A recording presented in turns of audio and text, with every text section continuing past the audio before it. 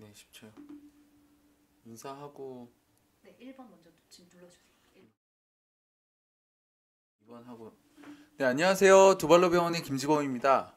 네, 오늘 저에게 또 이렇게 발과 발목의 질환에 대해서 말씀할 기회를 주셔서 감사합니다.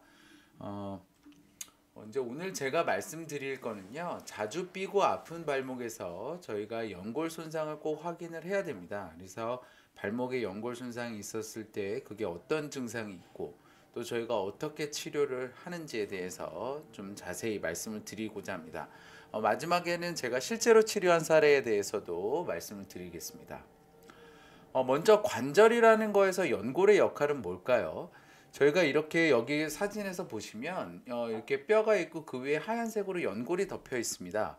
이러한 연골은 관절은 저희가 이제 하지의 관절은 서 있을 때에 충격을 흡수를 하고 그 다음에 이제 발목이 부드럽게 움직여야 되지 않습니까? 그래서 충격을 흡수하는 역할을 하면서 이 연골이 굉장히 매끄럽기 때문에 움직일 때 부드럽게 움직이고 마찰력을 최소화해서 움직여도 닳지 않아야 되는 거죠. 그래서 통증 없이 안정적인 발목의 움직임을 보장하는 것이 이러한 관절에서의 연골의 역할입니다. 그래서 여기에 이 연골의 구조에 대해서 좀 보시면 이 그림 자체가 좀 어렵게 느껴지실 수는 있지만 이 그림이 의미하는 거는 하나의 이렇게 줄기가 있고요. 거기에 이렇게 스프링처럼 된 구조물이 좌우로 달려 있습니다. 그래서 이러한 것들이 위아래에 있어서 충격을 흡수하고 수분을 흡수를 해서 수분을 머금고 있어서 마찰력을 최소화하는 역할을 합니다. 그래서 연골이 굉장히 매끄럽고 만져보면 항상 촉촉하게 느껴지는 거죠. 만약에 이러한 연골이 울퉁불퉁하다면 어떻게 될까요? 발목이 움직일 때마다 통증이 발생하게 될 겁니다. 그리고 또 울퉁불퉁하면 이 울퉁불퉁한 면이 반대쪽 연골하고 맞닿으면서 움직여야 되는데 얘가 울퉁불퉁하면 움직일 때마다 맞닿는 연골을 갉아먹겠죠. 그러면 반대쪽에 관절염이 진행하게 됩니다. 근데 이러한 또 연골이 전체적으로 다 닳아 있으면 이게 나이가 들면 연골이 전체적으로 닳아서 관절염이 올 수가 있잖아요. 관절염이라는 거는 관절에 염증이 있는 거고요. 나이가 들어서 오는 관절염, 퇴행성 관절염의 대부분은 연골이 다른 게 원인입니다. 그래서 관절염 하면 무조건 연골이 다른 건 아니고요. 퇴행성 관절염인 것은 나이가 들어서 연골이 닳아서 오는 그러한 것이다 라고 생각을 하시면 되겠습니다. 연골이 부분적으로 손상을 받으면 그 부위만 부딪혀서 통증이 발생하는데 오늘 저희가 말씀드릴 부분이 연골의 부분적인 손상 부분입니다. 발목의 연골 손상이라는 거는 그러면 도대체 어느 부위에 많이 발생하는지를 보겠습니다. 발목은 비골, 경골, 거골 이렇게 세 개의 뼈로 구성이 되어 있고요. 그 가운데에 위치한 것이 거골입니다. 거골은 발목의 중앙에 위치하면서 표면이 연골로 덮여 있습니다. 그래서 이러한 연골이 소실이 되어 뼈가 드러나게 되어 있는 것을 저희가 거골의 골연골 병변이라고 이야기를 합니다. 그래서 이 거골 부위가 주로 발목에서 연골 손상이 있다. 그러면 대부분 거골 부위에 연골의 손상이 있는 거죠. 이 거골의 골연골병변을 다시 한번 정의를 하자면 거골의 표면에 연골 및 연골하 뼈까지 소실이 된 상태 또는 연골만 소실된 상태 이 두 가지를 합쳐서 우리가 골연골병변이라고 합니다. 골연골병변에 문제가 있다라고 하면 이 부위가 계속 흔들리면서 관절이 움직일 때마다 통증이 생기고 이 부위가 흔들리면서 이 맞은편에 있는 연골을 갉아먹으면서 관절염이 진행할 수가 있기 때문에 치료가 필요한 거죠. 그래서 이 사진이 예시인데요. 이 거골이라는 뼈가 이렇게 평평하게 있어야 되는데 뼈와 연골 부위가 한꺼번에 떨어져 나간 것이 CT와 MRI상에서 확인이 됐고요. 실제 관절경에서 보면 이 부위가 떨어져 나가서 흔들리고 있는 부분입니다. 그럼 얘가 흔들리면서 앞뒤로 뼈를 갉아먹고 맞은편에 있는 경골 천장에 있는 연골까지 갉아먹어서 관절염이 생길 수 있으니 빨리 치료를 해야 되는 거죠. 거골의 골연골병변은 거골을 잡았을 때 크게 내측과 외측으로 구분할 수가 있습니다. 이게 뭐 큰 의미가 있다고 생각되지는 않는데요. 그래도 좀 찾아보자면 외측보다는 내측이 조금 더 많고요. 내측은 외상 없이 어렸을 때부터 저절로 생겨 있는 경우가 많습니다. 그래서 증상이 없는 경우가 많아요. 안정적이어서 내측은 꼭 수술해야 된다? 그렇게 볼 수는 없습니다. 하지만 외측은 외상력이 있는 경우가 대부분입니다. 대부분 다쳐서 생기는 거죠. 원래는 붙어있던 게 다쳐서 떨어져 나가는 거기 때문에 증상이 생기는 경우도 많고 추후에 관절염으로 발전할 가능성도 많아서 외측의 경우에는 대부분 수술적인 치료가 필요하고 내측의 경우에는 비수술적인 치료를 하면서 관리만 해도 되는 경우가 꽤 있습니다. 그래서 이렇게 병변의 위치는 어디에서든 생길 수 있지만 내측은 비수술적인 치료가 가능한 경우가 많고 외측은 대부분 수술해야 된다. 이렇게 생각을 하시면 될 것 같아요.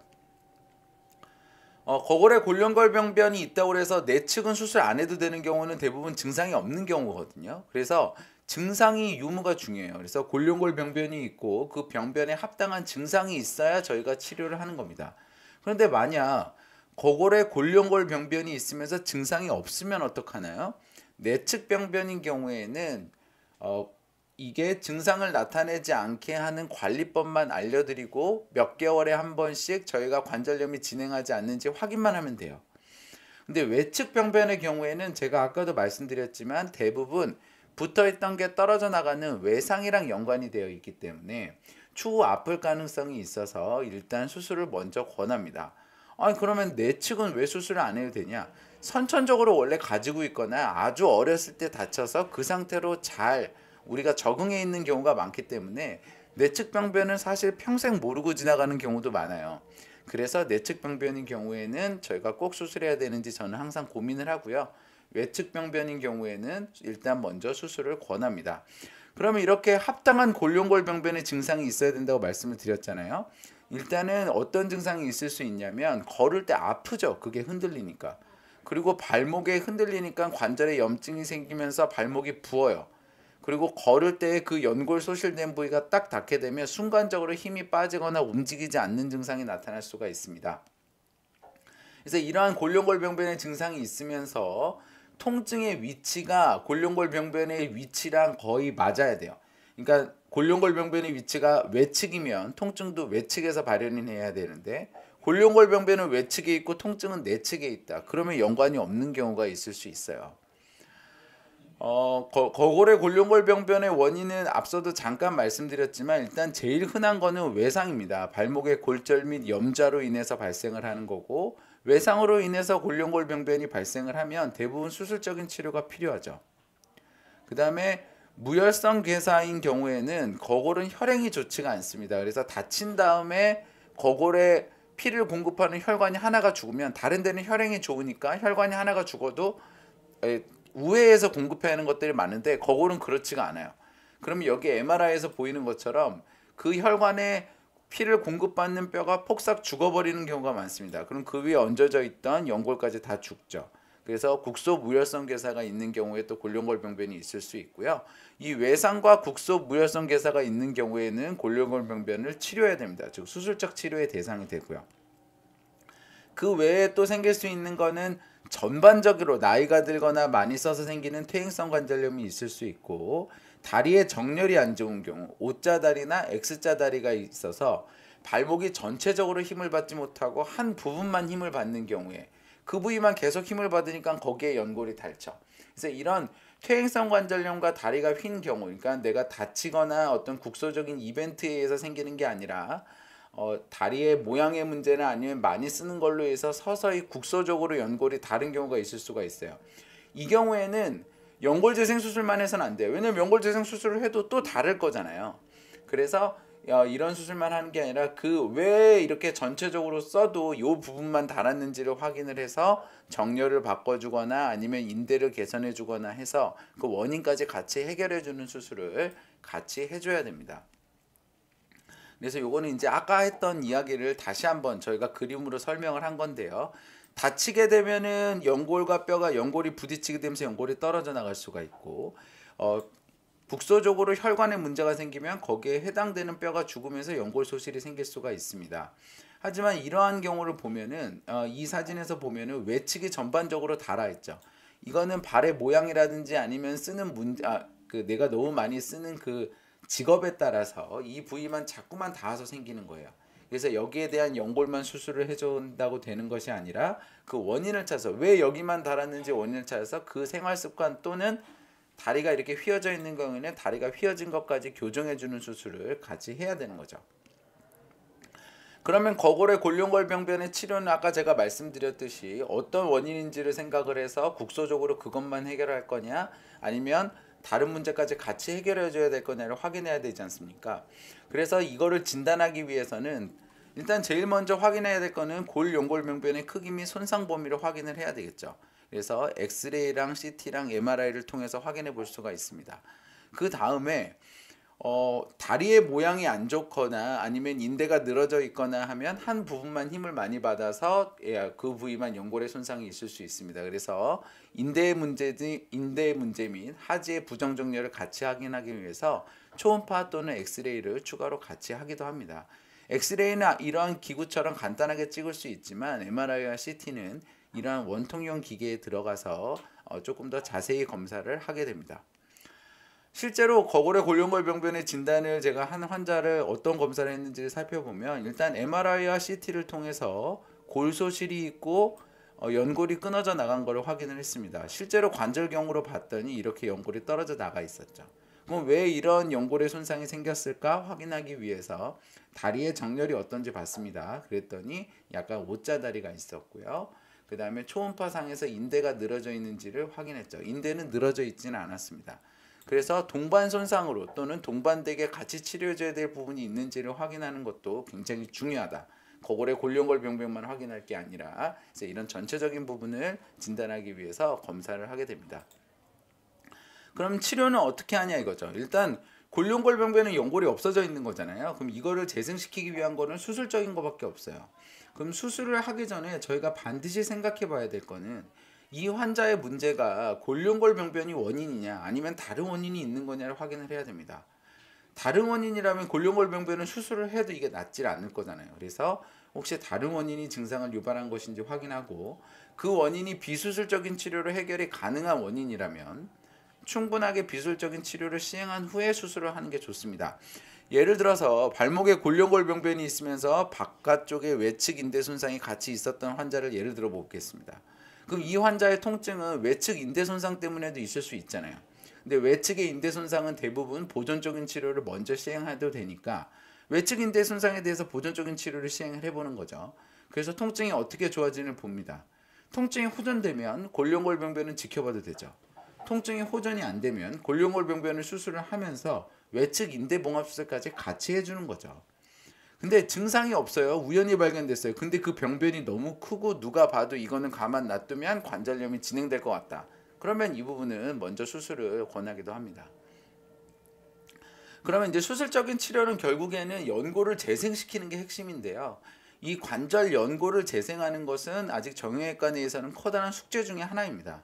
그래서 이 연골을 재생시키는 여러 가지 기술들이 나와 있는데 요즘에는 제가 지금 말씀드리는 세 가지 기술이 주로 사용을 되고 있습니다. 하나는 미세천공 수술이고요. 하나는 연골 이식 수술, 무릎에서 연골을 떼서 이식하는 수술이고 오즈라고 합니다. 다른 마지막으로는 자가줄기세포 이식 수술이라는 게 있을 수 있습니다. 그럼 이렇게 연골의 재생을 시키면서 동반 손상이 있는 경우, 인대가 늘어져 있거나 뭐 다른 문제가 있는지 확인해서 그거를 같이 치료를 해줄 수 있는지를 확인을 해야 되고요. 만약에 다리가 O자다리거나 X자다리면 이런 연골의 재생을 해주면서 그런 부분까지 같이 해결해 줘야 될지를 고민을 해봐야 됩니다. 자, 그럼 먼저 연골을 재생시키는 수술 중에서 미세천공 수술이라는 거를 말씀을 드려볼게요. 미세천공 수술이라는 거는 원리는 간단합니다. 뼈에 이렇게 구멍을 뚫으면 여기서 줄기세포가 올라와요. 피떡이 지는 거죠. 그럼 그게 연골로 변한다. 이런 원리입니다. 그래서 기존의 연골 병변을 깨끗이 제거하고 그 아래쪽에 있는 뼈에 구멍을 내는 겁니다. 병변이 작은 경우에 적절해요. 이유는 이렇게 해서 저희가 연골이 재생이 된다고 하더라도 원래 저희가 가지고 있는 연골은 초자연골이거든요. 근데 이렇게 초자연골이라는 좋은 연골로 재생이 되는 게 아니라 섬유연골로 재생이 돼요. 그러니까 섬유연골이어도 크기가 섬유연골은 질이 떨어지기 때문에 크기가 너무 크면은 섬유연골이 그걸 견디지 못하는 겁니다. 그래서 작은 병변, 섬유연골로 그냥 덮여지기만 해도 통증이 없어질 만한 병변에는 이 미세천공 수술이 적절하다. 근데 이 미세천공 수술은 굉장히 간단하고 간편하게 할 수 있기 때문에 사실은 첫 번째 저희가 적용하기에 굉장히 좋은 수술이거든요. 그래서 논문상에서는 1.5cm 미만의 거골의 골연골 병변에서는 주로 이 미세천공 수술을 써라 이렇게 되어 있습니다.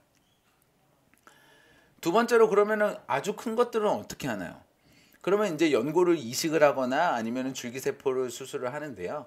연골 이식 수술이라는 거는 무릎의 연골을 이식을 하는 겁니다. 그래서 이 무릎에서 이 바깥쪽에 있는 부분은 체중을 받는 부분이 아니기 때문에 연골이 쓸모가 없는 부분이라고 되어 있습니다. 그래서 여기에서 필요 없는 연골을 떼서 상한 부분에다 이렇게 이식해 주는 거죠. 장점은 이 연골을 뗄 때 아래쪽에 있는 뼈까지 같이 뗄 수 있다라는 것이 굉장히 장점이죠. 단점은 아무리 필요가 없는 연골이라고 하지만 수술하면 아파질 수 있거든요. 그래서 무릎의 통증이 발생할 수 있다. 그리고 작업 공간이 넓어야 됩니다. 이 뼈를 떼서 여기다 심어줘야 되기 때문에 넓은 공간이 필요해서 대부분 관절경이나 이런 열어서 하는 수술로는 안 되고 뼈를 절골을 해서 여기에 넓은 작업 공간을 확보해야 됩니다. 그러니까 뼈를 잘라야 돼요. 그리고 다시 붙여야 되고 그런 위험성이 있죠. 마지막으로는 무릎과 발목의 연골이 두께가 달라요. 그래서 이거를 이식을 할 때 과연 잘 생착할 거냐 여기에 대해서는 항상 논란의 여지가 있습니다. 하지만 이런 무릎의 연골 이식 수술도 이제 공인돼서 많이 하고 있는 수술입니다. 마지막으로는 비맥이라는 수술이 있습니다. 자가줄기세포 이식 수술인데요. 골반에서 저희가 줄기세포를 채취를 하는 겁니다. 그리고 연골 성분에다가 이 줄기세포를 얹어주는 거죠. 그러면 줄기세포가 이 연골 성분을 내 연골로 만들어 버려요. 그 상태에 그거를 연골 손상 부위에 덮어주는 거죠. 장점은 이렇게 하게 되면 제가 아까 미세천공 수술 때 질이 낮은 섬유연골로 재생이 된다고 그랬잖아요. 이거는 그렇지 않아요. 초자연골로 재생이 가능한 걸로 되어 있습니다. 그래서 굉장히 좋죠. 단점은 가격이 비싸요. 아직 보험이 안 되기 때문에. 그래서 나라에서는 연골 병변이 큰 경우 2cm 이상인 경우에만 나라에서 허락을 해주고 있습니다.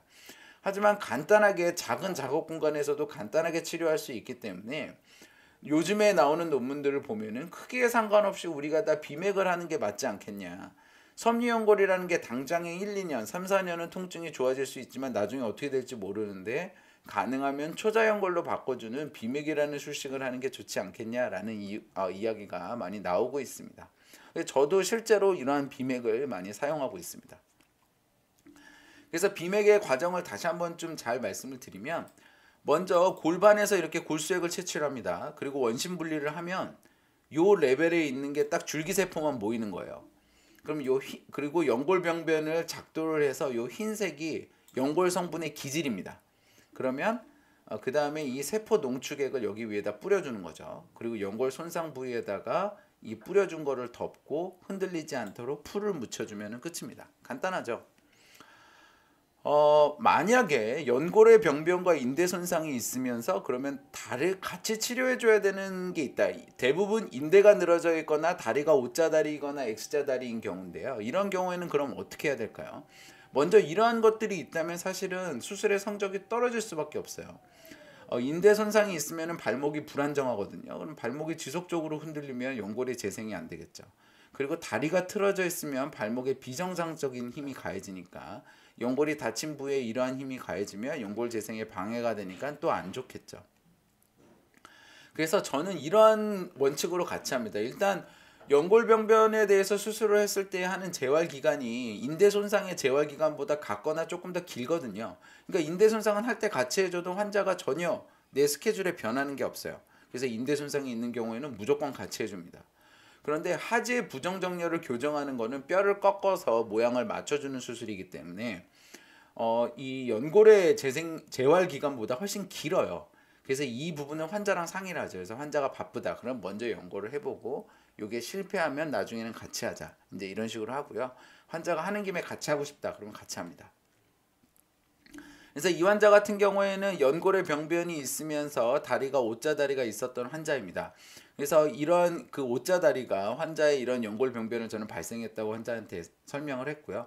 환자가 동의를 해서 이렇게 O자다리를 교정하는 절골 수술에 더해서 여기에 미세천공 수술을 했고 환자가 성공적으로 했던 사례가 있습니다. 그래서 이렇게 하지의 부정정렬을 같이 교정을 하면서 연골 수술을 하는 경우도 꽤 많다. 그리고 이러한 것들이 오히려 어떻게 보면 더 스탠다드라고 생각을 하시면 되겠습니다. 그럼 연골 수술을 하게 되면은 수술 후 재활 과정은 어떻게 되나요? 최소 3박 4일은 입원이 필요합니다. 수술하기 전날에 입원해서 수술을 하고 이틀간 통증 조절을 하는 거죠. 비맥을 하거나 병변의 크기가 큰 경우에는 저는 4주간 기부스하고 목발 보행하고요. 만약에 작아서 미세천공 수술만 한 경우에는 저는 4주간 기부스만 하고 사실은 다 디디고 걷게 합니다. 그 다음 4주는 보호대랑 재활을 하는데 재활의 과정은 4주잖아요. 첫 1주는 걷는 것만 시켜요. 이렇게 무중력 트레드밀이라는 기계를 이용을 해서 환자분을 띄우면 환자분이 걷는 게 보다 쉽게 적응이 됩니다. 그래서 기부스를 한 상태에서 말고 이제 발목을 이렇게 움직이면서 걷는 거죠. 그래서 잘 걷는 것 자체가 재활이 되거든요. 그래서 먼저 걷기를 1주간 시키고요. 그 다음 2주간은 발목을 올리고 발목을 내측으로 꺾고 발목을 외측으로 꺾고 아래로 내리는 이러한 동작을 반복을 하면서 2주간 발목의 움직임을 확보하고 근력을 기릅니다. 위아래로만 움직이는 게 아니고요. 내측 외측으로 꺾는 것까지 같이 해줘야 됩니다. 그 다음에 이제 마지막 주에서는 균형 잡기를 하죠. 이 균형 잡기는 저희가 교육만 하고 환자가 한 달 동안 열심히 하라고 하는데요. 저희가 흔들리는 울퉁불퉁한 길을 갈 때 내가 균형을 잡을 때 나는 이 길이 이렇게 울퉁불퉁하니까 이렇게 자세를 잡아야지 그러지 않잖아요. 머리로 생각하는 게 아니라 자연스럽게 나와야 되기 때문에 꽤 긴 기간의 훈련이 필요합니다. 그래서 이러한 균형 잡기는 주로 한 발로 서 있는 거를 연습을 하는 게 일단 가장 기본이고요. 이러한 것들이 좀 잘 된다 하면은 이렇게 흔들리는 공 위에서 운동을 해보기도 하고 밸런스 보드 위에서 중심을 잡는 연습도 해보고 그래서 이런 식으로 하면서 균형 잡기를 하는데 이거는 여기서 한번 배우고 꾸준히 지속해야 되는 거라고 다시 한번 강조하겠습니다. 그러면 이제 좀 실제 사례에 대해서 좀 말씀을 드려볼게요. 25세 남자 환자였고요. 걸을 때 발목이 아프고 갑자기 힘이 빠지는 것을 주소로 왔습니다. 환자는 발목 내측에 골룡골 병변이 있었고 발목 내측이 아팠어요. 근데 정렬 자체는 다리는 똑바른 정렬을 보였습니다. 근데 전거비인대가 보이는 것처럼 좀 늘어져 있었죠. 그래서 발목의 불안정성이 같이 있었던 환자입니다. 골룡골 병변이 있는 부위에 MRI상에서 뼈가 부어 있어서 연골과 골소실이 있고 이 부분이 통증의 원인이고 환자분의 주된 증상의 원인이겠구나라는 생각을 했습니다. 그래서 수술을 했죠. 2cm 이상의 병변이었습니다. 이게 겉에서 보는 게 이 정도고 깊이는 한 2cm 이상 돼서요. 2cm 이상의 병변이어서 비맥을 시행을 했습니다. 그리고 그 아래쪽에 여기 보시면 뼈도 일부 소실이 있잖아요. 그래서 뼈도 같이 이식을 해줘서 판판하게 만들어 놓고 그 위에다가 비맥을 시행을 해줬습니다. 전거비인대 재건 수술을 같이 시행을 해줬습니다. 발목에 있는 인대가 같이 흔들거렸기 때문이고요. 그리고 비맥을 했기 때문에 4주 통기부스하고 목발하고 4주는 재활을 시행했습니다. 그래서 수술 후 6개월 차에 영상을 보면 여기 죄송합니다. 뼈가 이렇게 비어 있는 부위가 뼈가 아직도 잘 차 있는 게 보이고요. 연골이 잘 재생이 되어 있는 게 확인이 됩니다. 그래서 이런 비맥 수술을 하게 되면 섬유 연골이 아니라 초자 연골로 재생이 되기 때문에 MRI상에서 굉장히 예쁘게 형성이 된 것을 확인할 수가 있습니다. 그래서 수술 후 6개월 차에 환자분 발목이 부어 있지 않고요. 가운데 비맥을 한 요 수술 흉터 정도만 있었습니다. 그리고 수술 6개월 차에 환자분이 지금 내가 하고 싶었던 수술 전에 못했던 운동 다 한다고 하셨고 수술 전에 있는 통증도 없다고 하셨고요. 제가 외래에서 볼 때 주로 보는 거는 한 발로 까치발이 되냐 안 되냐를 주로 보는데 환자가 한 발로 까치발도 이렇게 잘 되는 모습이 보였습니다. 발목의 골 연골 병변은 흔한 손상일 수 있습니다. 굉장히 많이 발견되기도 하는데요. 그런데 이런 발목의 골룡골 병변을 치료할 때에는 환자분의 지금 있는 불편감이 내 이 골룡골 병변에 합당한 거냐를 판단하는 게 사실은 굉장히 중요합니다. 골룡골 병변은 증상이 없는 경우도 많기 때문에 그래요. 그리고 만약에 증상이 있는 골룡골 병변은 가능한 한 빨리 수술하는 게 좋습니다. 얘가 흔들리면서 주변에 있는 연골을 갉아먹기 때문에 그렇습니다. 연골에 대한 재생은 굉장히 어렵지만 골 연골 이식을 한다거나 비맥같이 발달된 기술들이 있기 때문에 요새는 굉장히 성공적으로 잘 되고요. 생각보다 간단한 수술로 치료가 가능하기 때문에 적극적으로 치료받으셔서 건강한 발걸음 회복하시면 좋겠습니다. 네, 제가 준비한 거는 여기까지고요. 이제 질문을 좀 확인해 보겠습니다.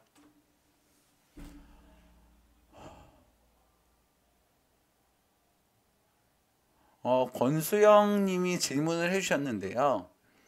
연골 손상이 있는 것 같은데 확진은 못 내리고 3개월 이후에 다시 보자고 했다. 이거는 MRI를 찍어보신 걸까요? 손상이 경미하면 일단은 그럴 수 있습니다. 그래서 MRI 상에서 다 보이는 게 아니고요. 만약에 연골 손상이 있는 것 같은데 MRI 상에서는 보이지 않아. 그리고 난 계속 불편해. 그럼 저는 관절경을 보자고 이야기를 합니다.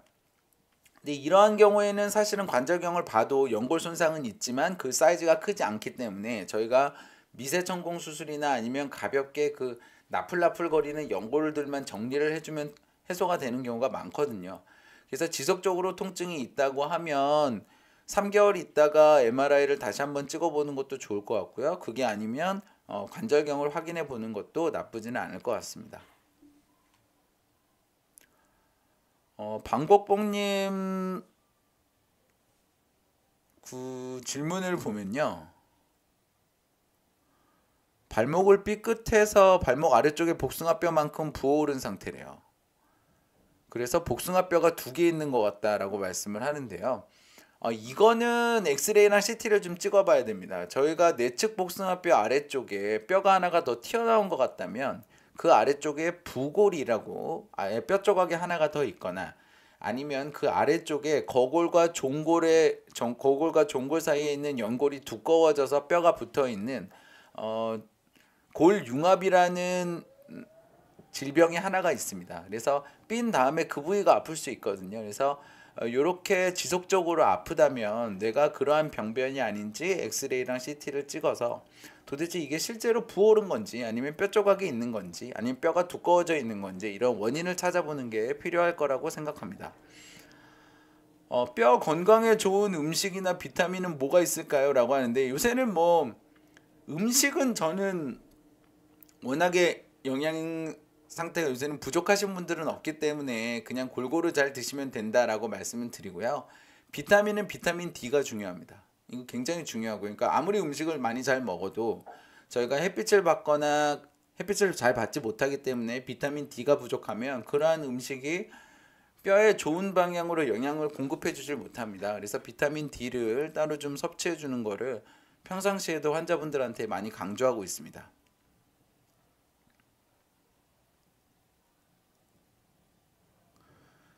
근데 이거 전기 팀장님이 이제 저한테 질문해 주셨는데요. 이제 발목 골절이나 사다리에서 떨어지거나 해서 저희가 발목 인대 손상이나 골절이 있었단 말이에요. 한 번 삐끗하는 경우도 뭐 인대 손상이 있었던 거죠. 근데 그 뒤로는 계속 더 잘 다친다. 이거는 처음에 다쳤을 때 인대나 골절이 잘 안 나왔을 가능성이 있고요. 두 번째는 재활이 안 됐을 가능성이 있습니다.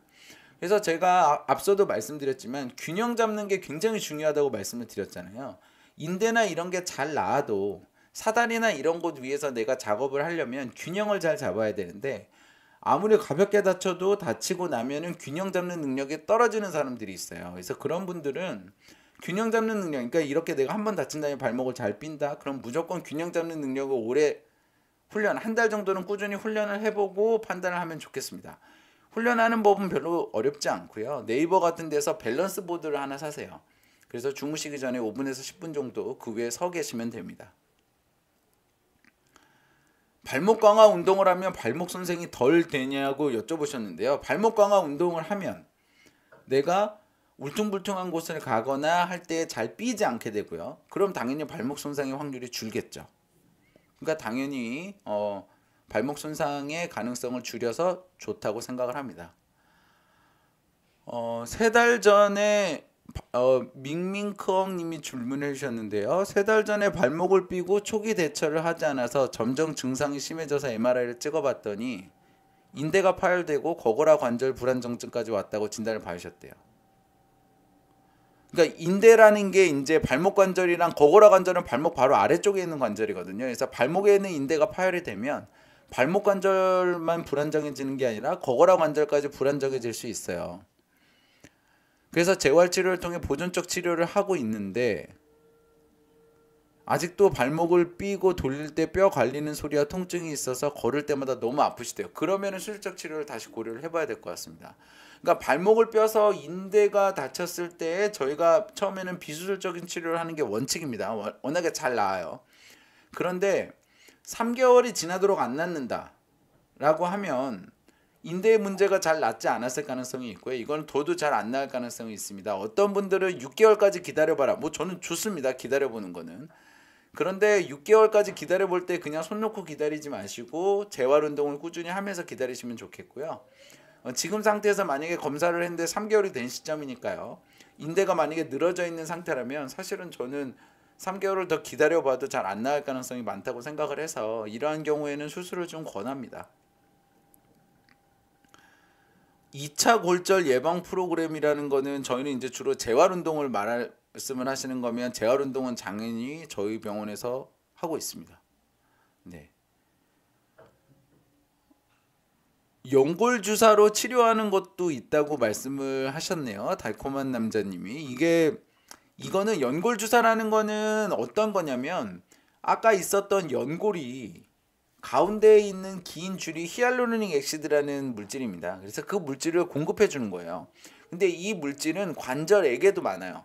그래서 연골 주사라고 하는 거는 대부분 이 관절액을 다시 공급해 주는 히알루로닉 액시드를 그러니까 관절액의 성분인 히알루로닉 액시드를 주사를 주는 거죠.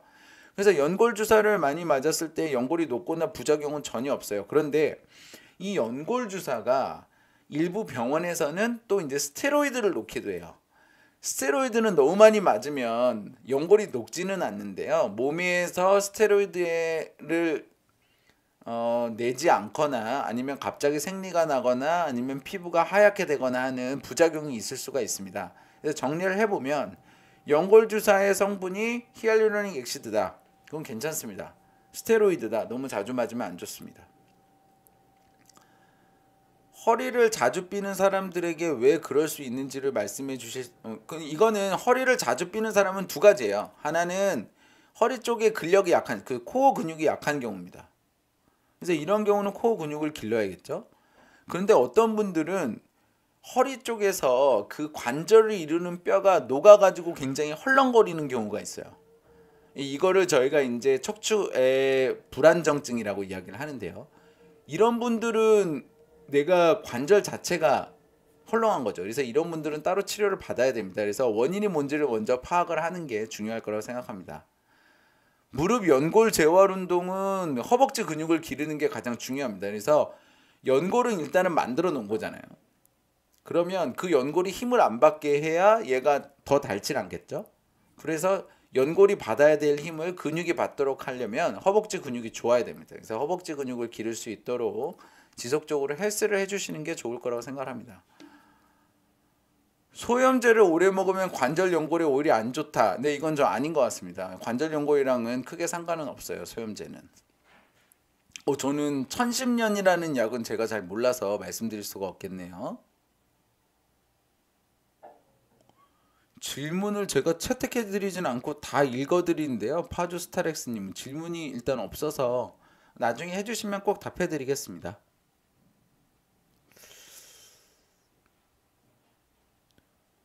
발목에 퇴행성 관절염이 이른 나이에 오면 치료법과 관리하는 법이 궁금합니다. 그렇죠. 이건 되게 문제예요. 전영노을님이 질문을 해주셨는데 발목의 퇴행성 관절염은 나이가 안 들어도 일찍 오는 경우가 많아요. 30대, 40대, 50대에서 다 올 수가 있어요.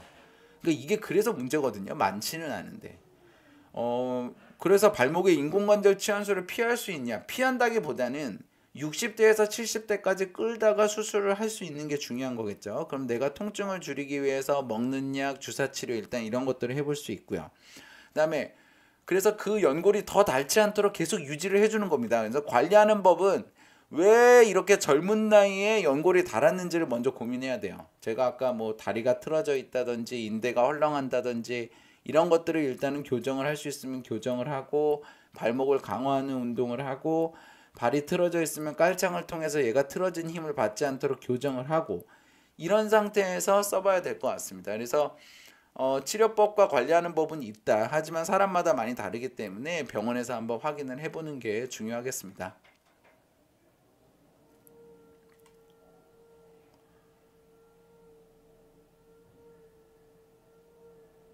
푸바오 행복님이 말씀하시는 거는 이거는 무죄반증 수술하신 것 같은데요. 근데 4개월 반 정도 지나서 내가 계속 지금 바를 때 갑자기 따갑고 붓기가 있다. 이거는 일단은 골절 있는 거를 확인을 해야겠죠.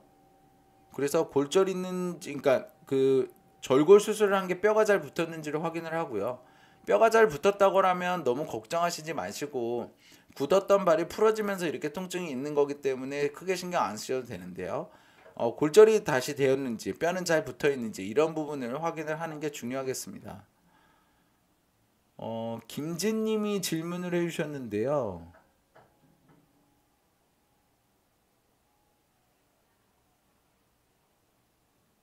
스트레스 골절로 내가 많이 안 썼고 발목이 욱신거려서 오늘도 스테로이드를 맞았다고 하시네요. 이거는 저는 발목에 관절염이 있으실 것 같은데요. 그래서 발목에 관절염이 있는지 없는지를 먼저 확인을 하시고, 관절염이 있으면 거기에 맞춰서 치료를 하는 게 필요하고요. 그 다음에 두 번째는 스트레스 골절이라고 해가지고 내가 너무 발을 아끼다 보면은 뼈가 약해집니다. 이거를 저희가 비외상성 골다공증, 불용성 골다공증, 그러니까 쓰지 않아서 생기는 불용성 골다공증이라고 하는데요.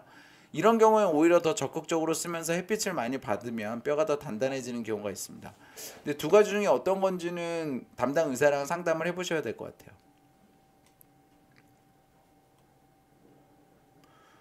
손상된 연골 부분을 관절경으로 보는 게 제가 좋다고 말씀을 드렸는데요, 권수영님. 네, 이거 마취도 하고 저희가 안을 봅니다. 그래서 수술이에요, 수술. 근데 통증은 그렇게 심하지 않을 수 있죠. 안쪽에 큰 문제가 있지 않으면. 그래서 통증은 그렇게 있지는 않지만 그래도 수술에 해당되는 부분입니다. 발목을 접질렀는데 체중하고도 연관이 있을까요? 저는 그렇게 생각하지는 않습니다. 체중이 많이 나간다고 해서 무조건 발목을 잘 접질리지는 않으니까요. 그래서 내가 발목 주변에 있는 근력과 균형 감각이 잘 있는지를 확인해 보는 게 필요하다고 생각합니다. 네, 그러면 여기까지 해서 저희가 질문을 거의 다 이제 마무리한 것 같습니다. 네, 그래서 오늘 저희가 발목을 자주 삐고 아플 때 있는 관절의 연골 손상에 대해서, 발목 관절의 연골 손상에 대해서 말씀을 드렸고요. 이런 손상이 있을 때 또는 손상이 의심이 될 때 적극적으로 치료 받으셔서 이 영상이 좀 여러분들에게 도움이 되셨으면 좋겠습니다. 네, 경청해 주셔서 감사합니다.